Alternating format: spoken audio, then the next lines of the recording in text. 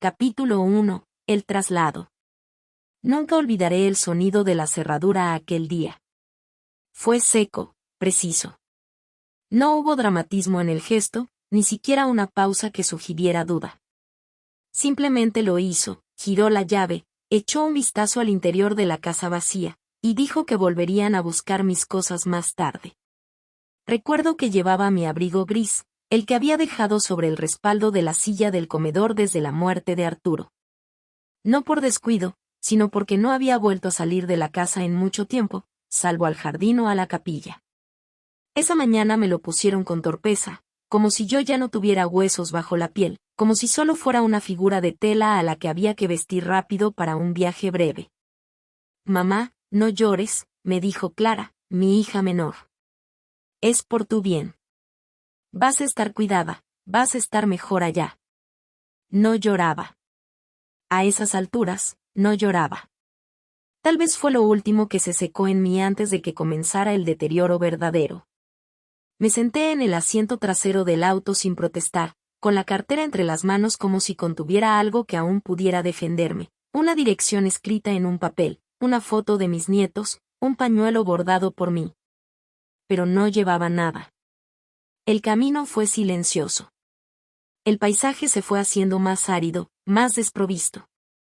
Salimos de la ciudad, bordeamos unas vías, pasamos junto a casas bajas que parecían haber sido olvidadas también por el tiempo. Al cabo de una hora, Clara se aclaró la garganta. Es un lugar tranquilo, mamá. Vas a estar acompañada. Y cerca de la naturaleza. No respondí. Miraba por la ventanilla el reflejo del sol sobre los pastos secos. En otro tiempo hubiera pensado en cosechas, en las estaciones, en preparar dulces para los nietos. Ahora solo pensaba en la palabra acompañada. Qué palabra tan absurda cuando la pronuncia quien te está dejando atrás. Al llegar, nadie nos recibió en la puerta. Era una casa grande, antigua, con una verja de hierro despintada y ramas secas enredadas en el portón. Clara tocó el timbre. Un hombre abrió. Alto, moreno, con una bata gris y ojos sin expresión. Nos hizo pasar sin decir su nombre. Me quedé parada un momento en el recibidor, sintiendo el olor a desinfectante y sopa rancia que salía desde el fondo del pasillo. Puedes sentarte, mamá. Te van a preparar la habitación. Lo dijo como si fuese una visita, como si yo pudiera elegir cuánto quedarme. Pero no hubo maleta, ni instrucciones, ni siquiera un adiós digno.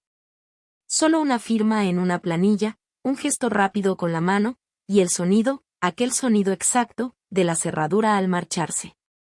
Me asignaron una cama junto a la ventana, en un cuarto compartido con otra mujer que no habló durante los 3 primeros días. Se llamaba Delia. Lo supe porque lo escuché de otra enfermera. Tenía la mirada vacía y los labios secos, y cuando me miró por primera vez, comprendí que también había llegado allí caminando sola, empujada por los suyos. Las enfermeras eran mujeres jóvenes, de rostro cansado, manos ásperas. No me hablaban. Me daban las pastillas como se alimenta a un animal manso. A veces, si me demoraba en tragar, sus dedos se volvían impacientes. Una de ellas, Norma, me empujó la cabeza hacia atrás una vez para que tragara más rápido. Quise decirle que tenía vértigo, que me dolía el cuello, pero no me escuchó. Pasaron los días, pero no sé cuántos. En el asilo, el tiempo no se cuenta por semanas, sino por muertes. Una mujer de la habitación contigua dejó de respirar durante la noche. Al día siguiente, otra cayó en el pasillo. Las sábanas eran cambiadas, la cama desinfectada, y todo seguía igual. Silencio, desinfectante, sopa. Clara no volvió esa semana. Ni la siguiente. Dejaron de llamar. Me decía a mí misma que estarían ocupados. Que los nietos, seguramente, preguntaban por mí. Que en Navidad, tal vez, vendrían. Que esta ausencia era temporal. Una tregua. Un descanso. Pero algo en mi cuerpo ya sabía. En las noches, Cuando Delia murmuraba en sueños y la calefacción jadeaba como un animal viejo, yo me giraba, todavía podía girarme entonces, y me preguntaba cuánto tiempo puede durar el olvido. Qué tan profundo puede clavarse en los huesos sin romperlos del todo. ¿Qué parte de una madre deja de ser madre cuando nadie la nombra? Una tarde de lluvia, pedí papel y un sobre. Escribí una carta a mis nietos. No supe dónde enviarla. La guardé bajo el colchón. La primera de muchas. No era un asilo. Era un lugar sin relojes. Un hueco entre lo que fui y lo que me dejarían ser. Pero aún estaba consciente. Aún recordaba el rostro de Arturo. Aún podía nombrar a mis hijos sin temblar. Aún no era invierno por completo. Pero ya se sentía cerca. Capítulo 2. Los primeros días. Los primeros días no se diferencian mucho de los últimos, salvo porque aún se tiene la ilusión de que algo puede cambiar. Se escucha el sonido de las ruedas de los carros metálicos que traen la comida como si fuesen campanas que anuncian una visita. Se intenta recordar qué día es. Se cuenta cuántas veces se abre la puerta de la habitación, y se espera, una espera obstinada, ilusa, que alguna de esas aperturas traiga una cara conocida. Yo aún me peinaba entonces. Me sentaba en el borde de la cama, tomaba el peine con los dedos doloridos y alisaba los cabellos como si al hacerlo, pudiera conservar la dignidad que aún me quedaba. Cada mañana me decía a mí misma que debía mantenerme erguida, que debía ser quien fui para que no olvidaran que aún estaba viva. Delia seguía en silencio. A veces se despertaba por la noche con un grito breve, y luego volvía a dormirse como si nada. No hablábamos. No porque no quisiéramos, sino porque el aire entre ambas parecía demasiado denso para el diálogo. El silencio no era solo mutismo, era un idioma común que aprendimos con rapidez. Las enfermeras no preguntaban nombres. Nos decían por el número de cama, o simplemente ella, la nueva, la de las pastillas rojas. Había una que me llamaba abuela. Me molestaba más de lo que debería. No por la palabra en sí, sino por la manera en que la pronunciaba, con una pereza indiferente, con una familiaridad forzada que solo ocultaba la distancia. Yo no era su abuela. Era la madre de tres, la esposa de Arturo, la mujer que había tenido una casa con rosales y un reloj de pared que marcaba las horas con voz de campana. La comida era tibia, insípida, servida en platos de plástico que parecían no haber sido lavados con esmero. Una vez pregunté si podía tomar té en vez de esa mezcla lechosa que traían por las mañanas. Me respondieron que no era parte de mi dieta. Que debía acostumbrarme. Como si el gusto fuera un lujo. Como si pedir una taza de té fuese una excentricidad imperdonable. Pasaban las horas y lo único que podía hacer era mirar por la ventana. Desde mi cama, veía el jardín trasero. Un terreno cercado, con pasto irregular y algunos bancos de cemento que nadie usaba. A veces, una enfermera salía a fumar allí. En otoño, el viento traía hojas secas y polvo, y en invierno, la escarcha formaba una capa fina sobre los cristales. Yo las miraba como si fuesen estaciones atrapadas en una pecera. Una tarde, una voluntaria vino a leer. Se llamaba Mariana. Tendría unos 30 años, hablaba con suavidad, como si cada palabra pudiera herirnos. Leía fragmentos de novelas que nadie pedía. Historias de lugares lejanos, de personajes jóvenes que corrían por praderas verdes. Yo cerraba los ojos y fingía que escuchaba, pero en realidad repasaba en mi mente los nombres de mis nietos, Lorenzo y Camila. Lorenzo, con ese cabello oscuro y revuelto, siempre con rodillas raspadas y preguntas grandes. Camila, callada, observadora, dibujando en los bordes de los cuadernos mientras yo le enseñaba a tejer. Una tarde, Mariana se acercó y me preguntó si quería escribir una carta. ¿A quién?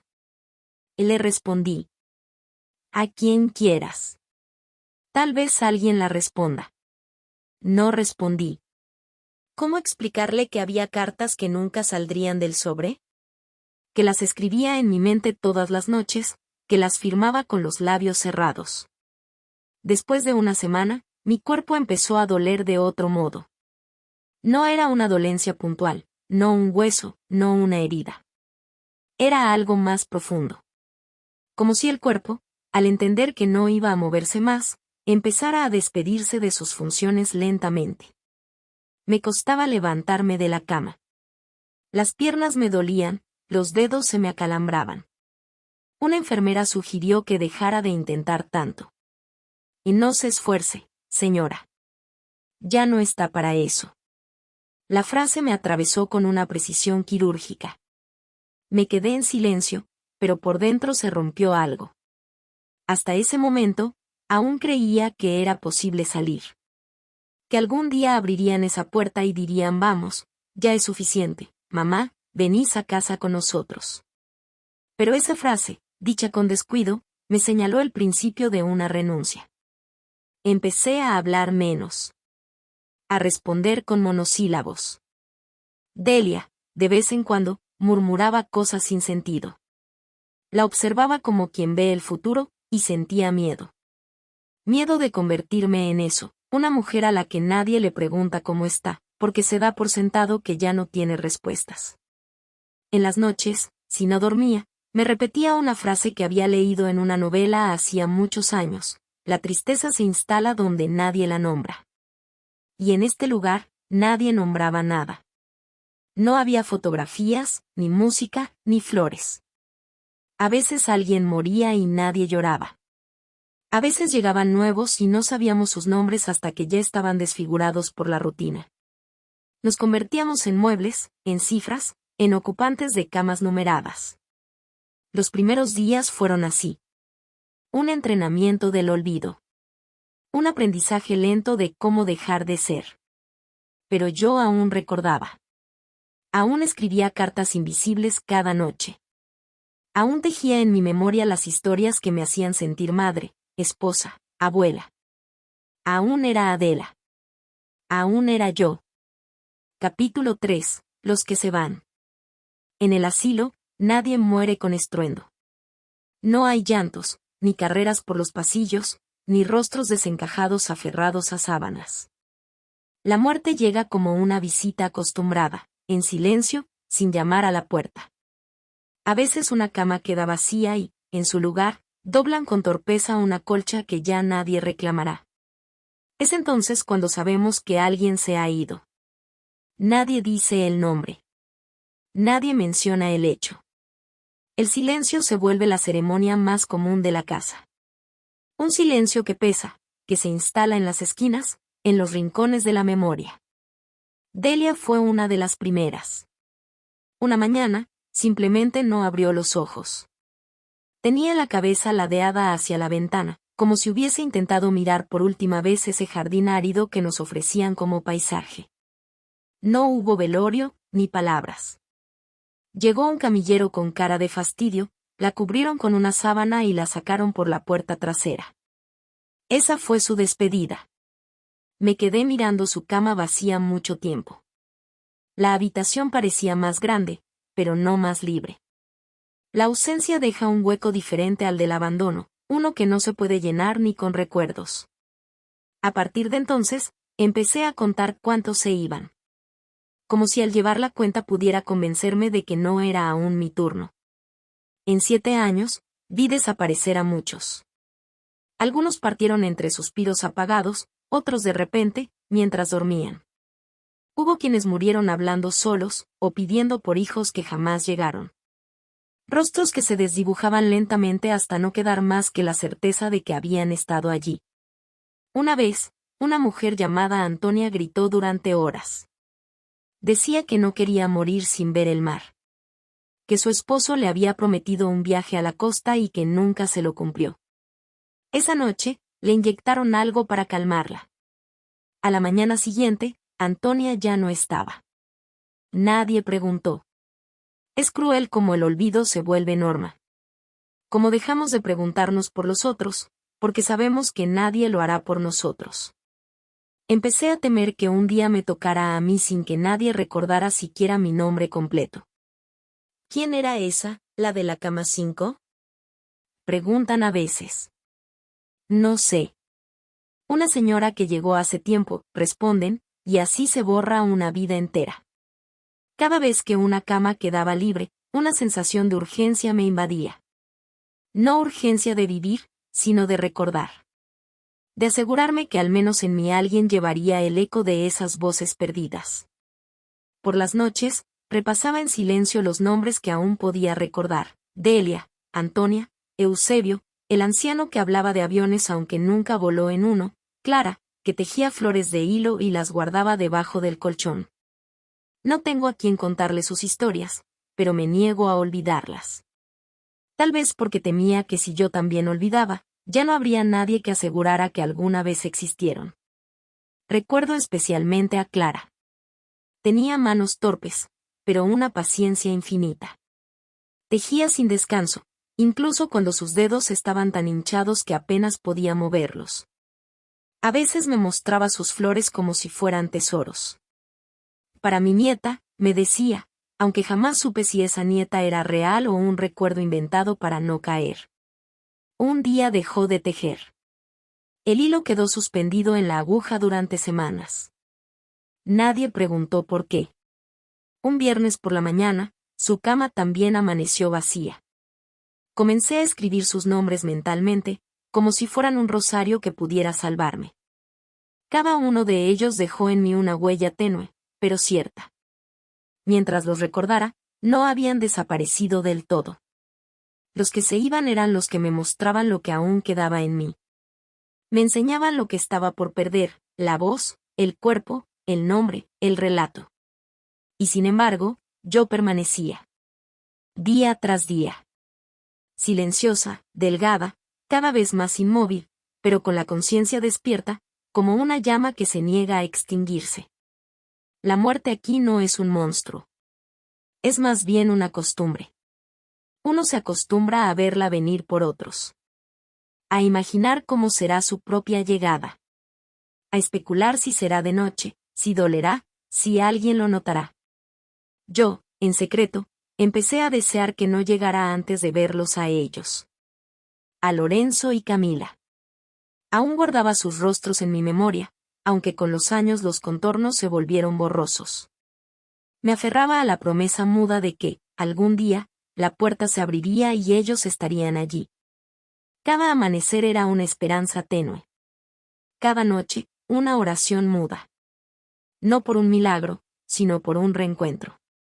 Y así viví los años en que los otros se fueron, y yo seguí quedándome. Esperando. Capítulo 4. Los que se quedan. Permanecer es una forma de castigo que no lleva grilletes.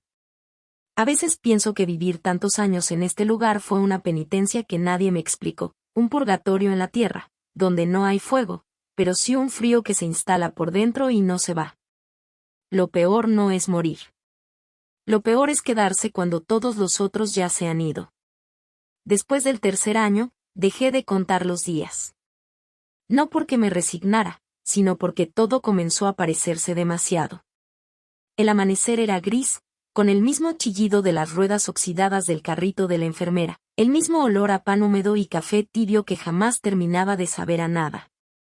Mi cuerpo, cada vez más ajeno, se volvió una prisión dentro de otra prisión. Primero fue la espalda, que dejó de obedecer.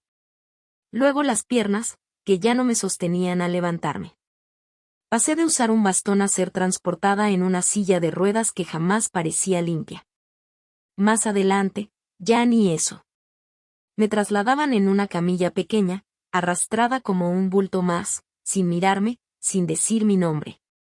Mi voz, antaño firme, la misma que había consolado fiebre de niños, leído cuentos a la luz de un velador, discutido precios en el mercado, comenzó a flaquear. Al principio me costaba gritar. Después, hablar. Hoy, hablar es un esfuerzo que se me clava en el pecho como una astilla de hueso. Pero aún pienso. Aún oigo. Aún recuerdo. Eso nadie me lo quitó. Las cuidadoras cambiaban cada pocos meses. Venían jóvenes, siempre con prisa, con olor a colonia barata y a celular encendido. Algunas eran amables. Otras, no. Las más peligrosas eran las indiferentes, porque para ellas yo no era nada. Una rutina más. Un peso más. Una queja sin sentido. Se hizo encima otra vez, decían, como si yo no oyera. Y yo oía. Claro que oía. No era la humillación lo que dolía. Era la manera en que me desdibujaban con cada palabra. Como si ya no fuera persona. Como si ya no valiera. Pero me negaba a dejar de ser. Por eso, en las tardes, cuando la luz entraba apenas por la rendija de la cortina rota, me repetía mi nombre, Adela. Lo susurraba para no olvidarlo. Me recitaba mi historia, como una oración sagrada.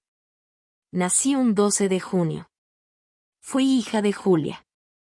Esposa de Rafael. Madre de 3. Abuela de 2. Decía sus nombres, aunque a veces ya no estaba segura si pronunciaba bien las sílabas en mi mente. Me aferraba a esa letanía como un náufrago a una tabla. Hay un terror especial en perder el cuerpo sin perder la conciencia. Verte a ti misma hundirte, pero con los ojos abiertos. Saber que aún sientes, pero no puedes mover ni un dedo para cambiar tu suerte. Durante el 5.º año, me negué a comer. No por rebeldía, sino por agotamiento.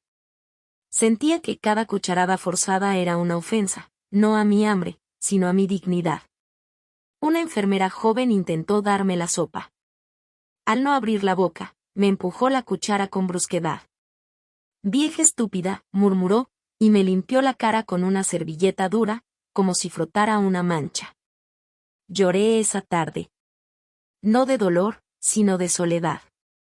Porque nadie me miraba como un ser humano. Era apenas un cuerpo que aún no se moría. Y eso era, para muchos, una molestia. Solo había un momento del día que aún conservaba algo de belleza, la hora en que Camila y Lorenzo venían a mi mente. Siempre eran niños. Nunca los imaginé adultos, tal vez por miedo a descubrir que ya no me recordarían. En mis recuerdos, Camila tenía rizos oscuros y una risa que estallaba como campanitas. Lorenzo era silencioso, pero con los ojos grandes, siempre buscando algo. Soñaba con ellos. A veces los oía reír detrás de una puerta. Me imaginaba que corrían por el pasillo, que al fin alguien abriría y diría, «Abuela, hemos venido por ti». Pero al despertar, solo estaban las paredes. Frías. Sordas. Aún así, algo en mí se negaba a rendirse del todo. Incluso en mi deterioro, conservaba una obstinación muda, como esas flores que crecen entre las grietas del cemento. Mi mente era mi última patria, mi único refugio. Los otros ancianos a veces me hablaban, aunque yo ya no podía responder. Una mujer me peinaba el cabello sin decir palabra. Otro me dejaba pedacitos de pan sobre la mesita, como si supiera que yo no podía llegar hasta el comedor. Había una ternura secreta entre los que quedábamos. Una solidaridad muda de los que comparten una misma espera. Nos quedábamos. Los días pasaban, pero no contaban. El tiempo era un río detenido. Y nosotros, las piedras al fondo, sabiendo que la corriente no nos arrastraría, pero sí nos desgastaría poco a poco. Una noche, mientras llovía, pensé que quizás no viviría para ver otra estación. Sentí que el cuerpo ya no me pertenecía. No podía mover los dedos.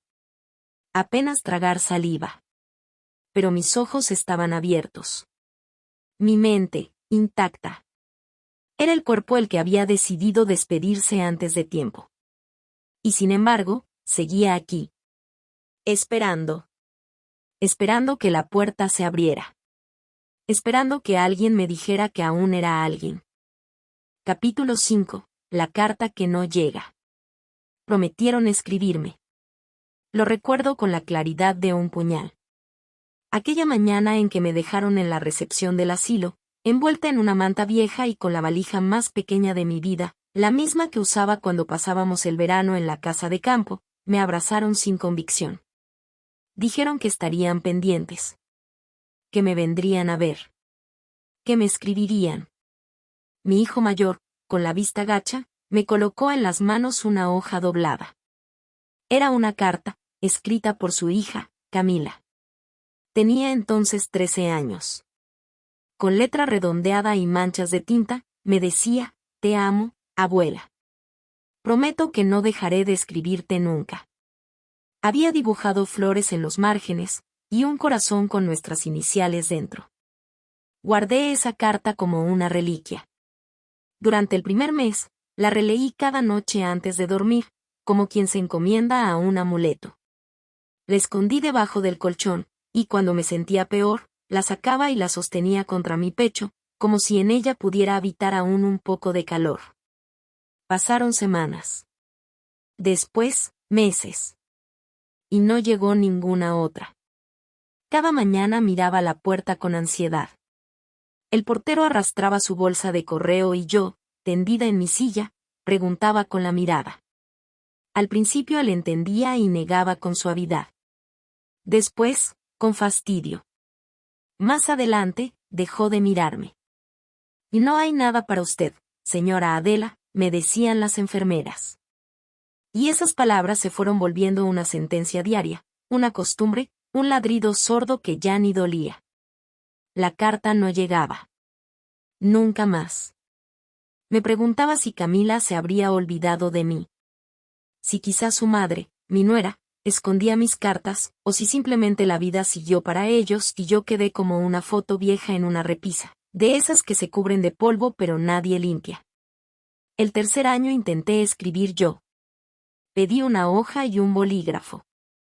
Me tomó una hora sostener el instrumento. Cada palabra fue un esfuerzo monumental, como tallar en piedra. Pero lo hice. Escribí: «Querida Camila, sigo aquí. Te recuerdo todos los días. Espero noticias. Con amor, tu abuela». La dejé con una enfermera.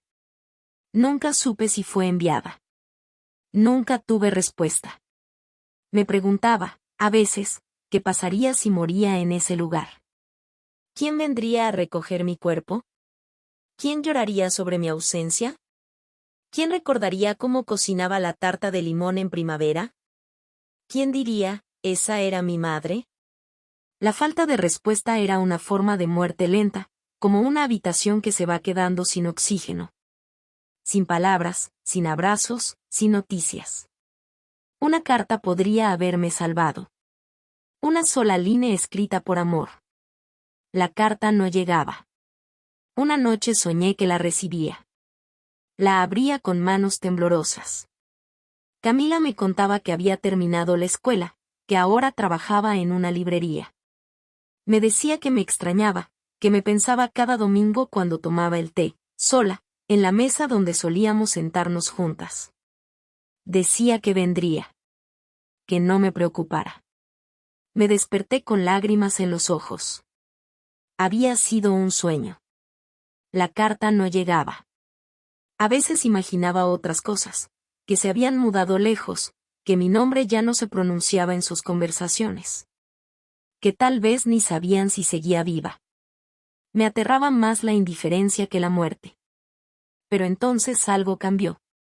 Una tarde, mientras me cambiaban las sábanas, oí a una auxiliar nueva mencionar a una tal Camila que había llamado por teléfono. ¿Para quién era?, preguntó otra, distraída. No sé, una vieja. Adela, creo. Mi corazón latió tan fuerte que me dolió el pecho. Quise hablar, levantar la mano, pedir que repitieran. Pero mi garganta era un desierto, y no logré más que un sonido ronco. Pasaron días. Nadie volvió a mencionarlo. Pensé que quizás lo había soñado. O que la llamada había sido una coincidencia. Pero algo se encendió en mí. Un rescoldo tenue. Un soplo de posibilidad. Empecé a mirar la puerta con más atención. La carta no había llegado. Pero quizás, ella sí. Capítulo 6. La ventana rota. El invierno había llegado con su repertorio habitual, techos que goteaban, cobijas húmedas, y ese viento interminable que se colaba por las rendijas de puertas mal cerradas. El asilo, como todo lo viejo y olvidado, crujía en las madrugadas. Y uno, cuando ya no duerme sino que sobrevive las horas, aprende a escuchar los murmullos del abandono. Aquella noche el cielo se desató con furia. El viento golpeaba los postigos como si intentara arrancarlos, y la lluvia caía tan oblicua que parecía no tocar el suelo. Las demás internas murmuraban desde sus camas. Algunas rezaban. Otras deliraban con voces que solo ellas oían. Yo estaba despierta, como siempre, mirando la pared opuesta. La cama estaba empapada, no por la lluvia, sino por los días sin higiene, por los cuerpos que envejecen sin cuidado. El techo goteaba a 2 metros de mi rostro. Contaba las gotas. Era mi ritual nocturno. Y entonces, un estruendo. El vidrio de la ventana se quebró con un grito seco, como si alguien hubiese lanzado una piedra desde el mundo exterior para recordarnos que aún existía. El viento invadió la sala con violencia. Las cortinas se elevaron como fantasmas, y el aire frío nos golpeó sin piedad. Algunas gritaron. Una de las internas, Josefina, se levantó de su cama, milagro de una voluntad que aún latía en su cuerpo desechó, y trató de cerrar la contraventana. No pudo. Al momento apareció una auxiliar. No la conocía bien. Era joven, con el cabello recogido en un rodete mal hecho. Llevaba un impermeable y sus botas chorreaban agua. ¿Otra vez esta ventana?, murmuró. Intentó cerrarla. No pudo. Se había trabado. Y el viento, persistente como la soledad, empujaba con fuerza desde afuera. Me observó. Yo tenía el rostro vuelto hacia la ventana, la única en toda la sala que seguía mirando fijo. Me sostuvo la mirada por un segundo. Fue extraño. En ese lugar, nadie me miraba a los ojos hacía años. ¿Le molesta el viento, señora?, preguntó. No supe qué decir. O más bien, no pude decirlo. Mis labios apenas se movieron. Solo asentí con un leve parpadeo. Ella pareció comprender. Me cubrió con una manta, limpia, que había traído consigo. Luego fue a buscar una lona y la colocó sobre la ventana rota, improvisando una barrera. Cuando regresó a mi lado, dijo en voz baja. Lo lamento mucho, Adela. Me sobresalté. Había dicho mi nombre. ¿Cómo? Intenté preguntar, pero fue un susurro imperceptible. Llamaron por usted esta semana, añadió, sentándose en el borde de mi cama. Su voz era un susurro cómplice, como si compartiera un secreto. Sentí que mi corazón, acostumbrado al letargo, se agitaba. Una muchacha. Dijo que era su nieta. Camila. Cerré los ojos. No por debilidad, sino por el peso de lo que acababa de oír. Durante años había temido que mi nombre hubiese sido borrado de sus memorias. Y de pronto, en medio de la tormenta, en el rincón más inmundo de mi existencia, alguien pronunciaba Camila. Ella. ¿Viene?, pregunté. Apenas una palabra rota, deslizándose entre mis labios como un soplo de tierra seca. La joven enfermera me entendió. Y dijo que vendría pronto. Que no descansará hasta sacarla de aquí.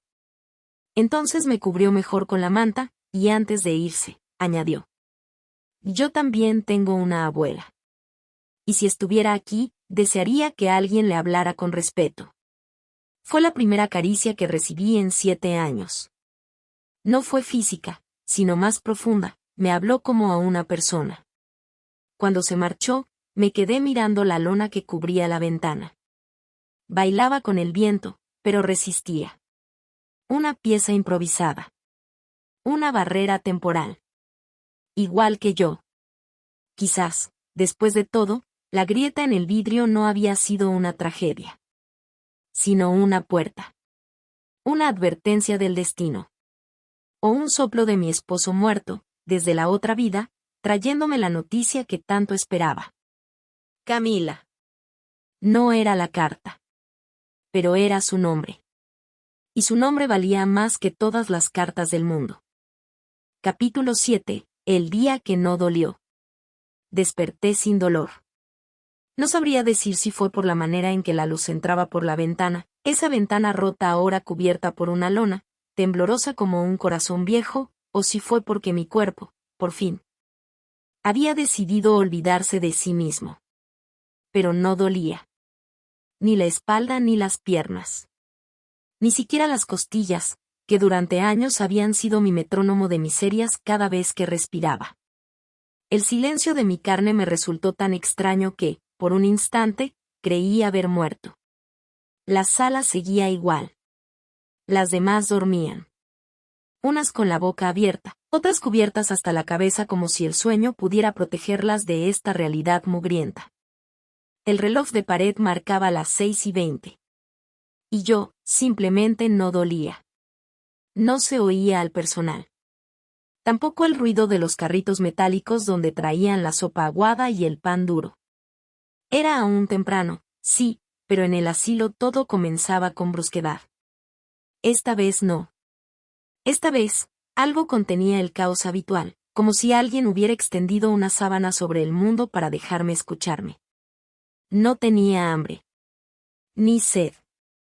Solo una enorme quietud. Recordé a Camila. No su rostro actual, del que no tenía más que el eco de una niñez que ya no existía, sino su voz de niña, cuando corría por el jardín de casa con los zapatos embarrados y el delantal sucio.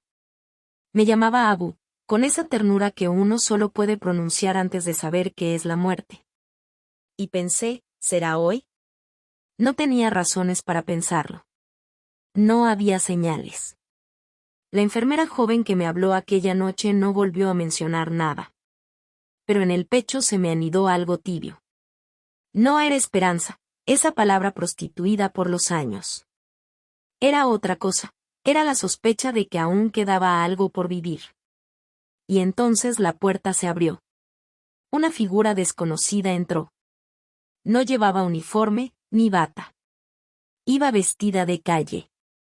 Una mujer joven, de cabello oscuro, largo, recogido apenas con una cinta.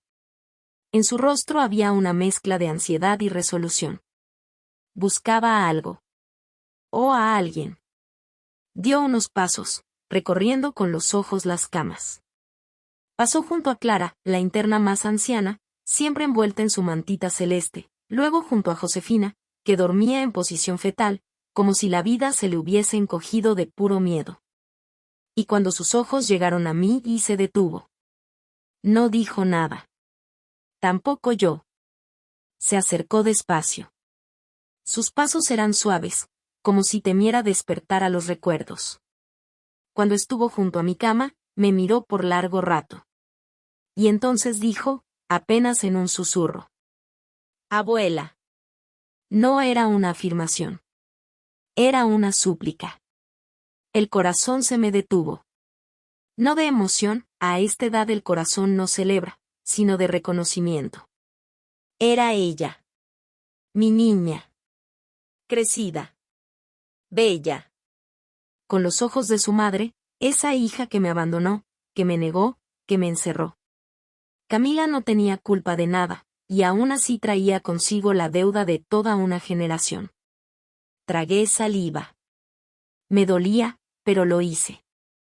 Y mis labios, secos como la tierra bajo el sol de agosto, se movieron. Camila. Ella asintió. Y en ese gesto se desmoronó todo su intento de fortaleza. Se arrodilló junto a la cama y me tomó la mano. Lloraba. No como lloran los jóvenes por despecho o rabia. Lloraba como lloran los que llegan tarde y aún así tienen el valor de quedarse. Te buscamos por años, susurró. Nos dijeron que habías muerto. Mamá dijo que te habías ido a otra ciudad. No le contesté. No podía. No quería. Las palabras ya no bastaban.